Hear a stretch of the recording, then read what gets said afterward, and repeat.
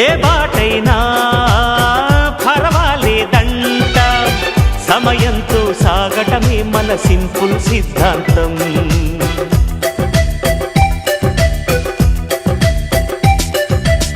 చిరుగాలికి పరిమళమిచ్చే సిరిమల్లెల వనమై ఉందాం, గగనాన్ని నేలను కలిపే హరివిల్లుల బంతెన అవుదాం.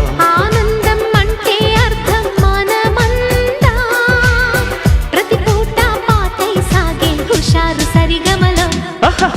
ఎన్నో ఎన్నో రాగాలుండే సంగీతం కాదా, చల్లకి నవ్వుల కేరింత.